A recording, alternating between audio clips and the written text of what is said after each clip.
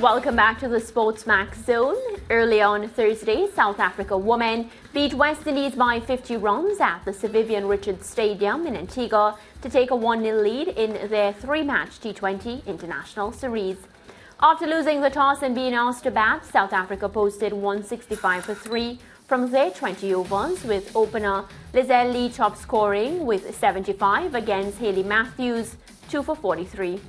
The West Indies, in their chase, could only muster 115 for 8 from their 20 overs.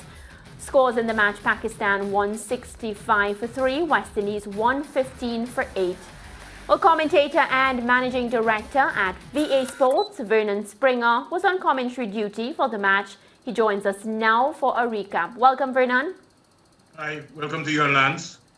It's a pleasure to have you. So we'll start by talking about the Windies women, their effort with the ball. Of course, Hayley Matthews and Kiana Joseph among the wicket takers.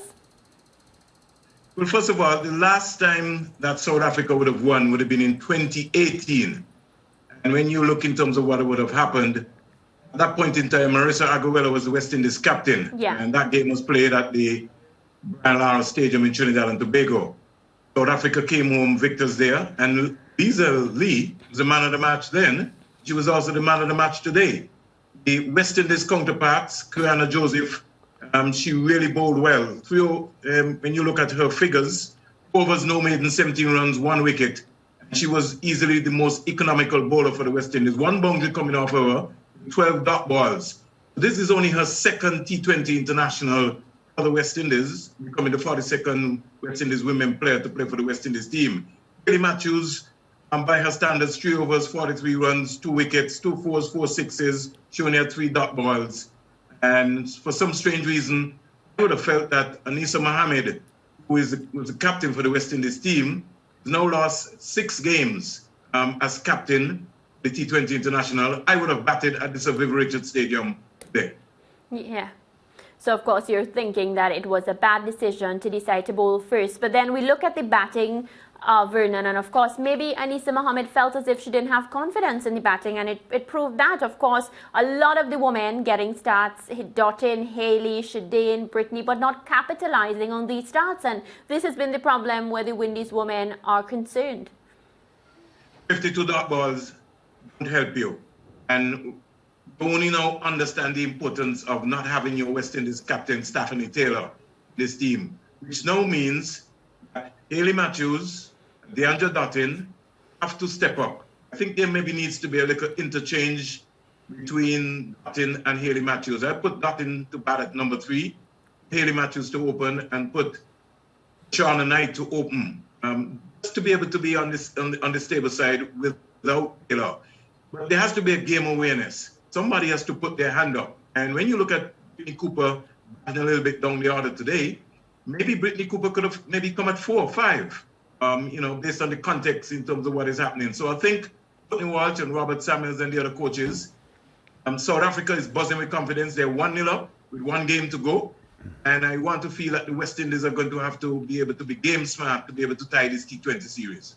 Yeah, the West Indies women, Vernon, have been going through a sort of a transition period, because after their 2016 T20 World Cup triumph, we haven't really seen the results. And for a long time, this team has been reliant on Deandra Dottin, Hayley Matthews and Stephanie Taylor.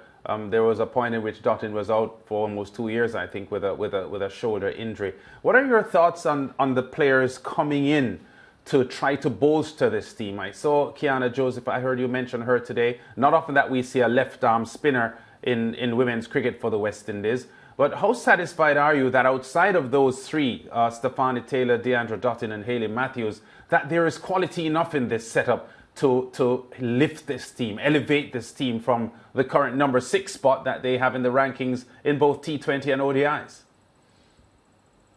Let's look at Shadeen Nation. Shadeen Nation has been around for some time. When you look at the West Indies record, they played 140 T20 internationals, 173 and lost 59, as you rightly said, Lance. So it now means they're under a new coach, new void, new transition. A couple of the Knight sisters, twin Knight sisters, you could see that they're fitter and more confident, and I like their approach.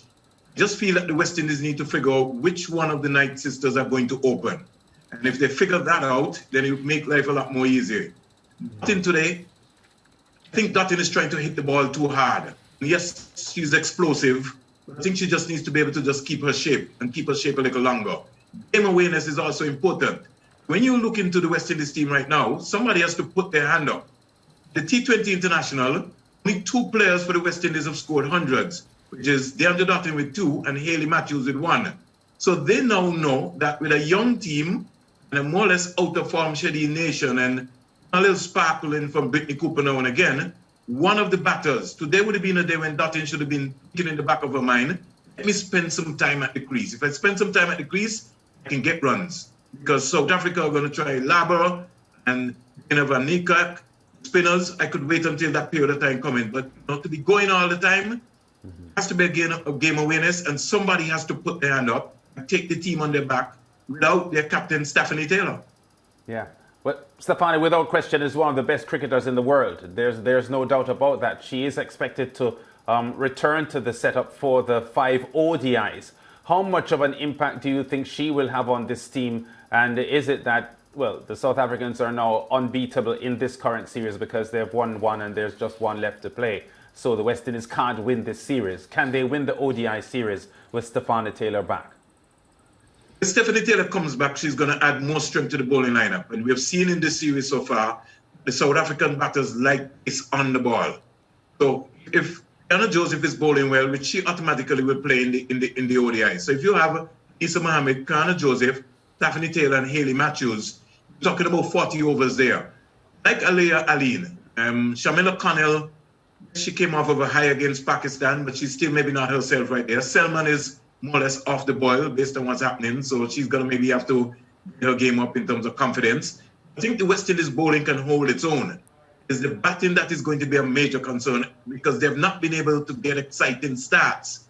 I feel they can maybe just ease the pressure off, maybe dotting down a tree, let her wait and look and see what's going on. Hayley Matthews to open, put one of the Knights at the top of the order, and then Brittany Cooper up, where they can be able to maybe even hold back a Stephanie Taylor, especially for the ODIs. Right. Well, Vernon, of course, we are wishing the Windies women best of luck in the next T20, and thank you so much for joining us this afternoon. Thank you. Thank you very much. Of course, Vernon Springer there. He's on commentary in the Windies versus South Africa match. Of course, the managing director at VA Sports. We go to break. When we come back, we have interactive just for you.